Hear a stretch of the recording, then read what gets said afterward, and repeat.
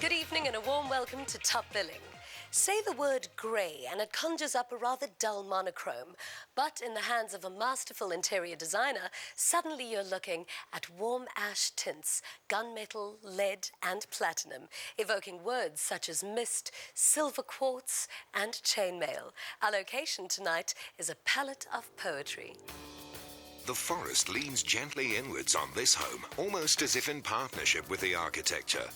This skillful symbiosis between nature and a man-made dwelling is the work of interior designer John Jacob Zwiegelaar, who set out to reflect the myriad of greens and shades of grey. You've kept the colour palette in here really neutral. That is what we set out to do from the very beginning, and I think we've achieved that very successfully. The fact that the house is so restrained is what gives it its intensity and conceptual integrity, and I think that is a crucial part of the story. Drawing on the colour palette of a shell and fossil collection, John has layered the history of the furniture and the colour tones with an intriguing result. There's so much in this room and yet you don't get the feeling of it being cluttered. The restraint of tone calls for that. The fact that there isn't dark colours to fill the space, it requires more to make it feel full and alive. If you use tone, like for example if you paint a room black, it doesn't require very much because it immediately feels full. What we've done is we've actually created a vacuum tonally. So the colours bleed, but at the same time you still want to create an environment that has an aura, like a friendly wholesomeness. And in order to do that, you actually need to fill because the colours are so restrained. A 16th century refectory table from a monastery in the Loire Valley is a focal point to the dining room. The dark wood is a dramatic contrast to the delicate china.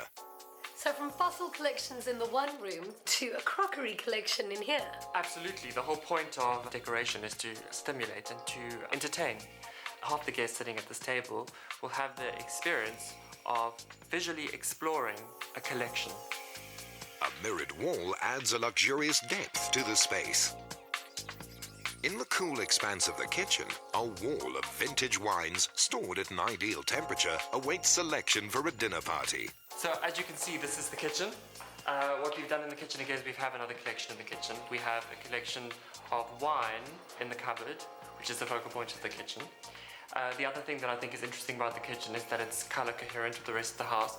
Here we've expressed a green grey as opposed to a warmer grey that you find in the rest of the house. Look closely at the paint finishes and you notice subtle layers and textures, a collage of finishes that often feel as if a century has passed from the first coat, and that, over time, surfaces have aged rather gracefully. It's all the artful illusion of paint technique expert Tandy McPherson. Hello, Tandy. John was really specific about his colour brief. How did you come up with a paint technique to match that? Well, the house has such an incredible sense of history. And John has used all the noble materials. He's used marble and hardwoods and bronze and stone. And I think the paint has to emulate that and show a sense of depth. Having studied for years with the doyenne of paint finishes, Jocasta Innes, Tandy has developed her own techniques. If I were, for example, to paint a piece to look like a piece of marble or a piece of wood, what I would do is apply layers of paint on top of each other. The base would be opaque, and after 5 or 6 layers of transparent colour, like a varnish mixed with a bit of pigment, then you get this certain depth of colour, which is much more interesting than a flat colour. This room may seem monochromatic, but light intensity changes and curves and corners create dimension.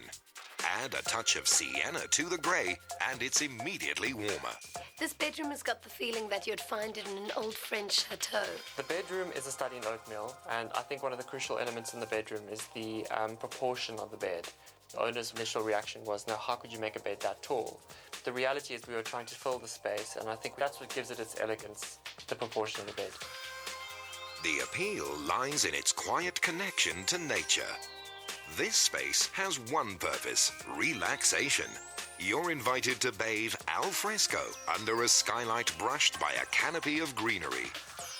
What is amazing about this is the fact that you can lie in the bath and open the doors and windows and you're lying in the forest.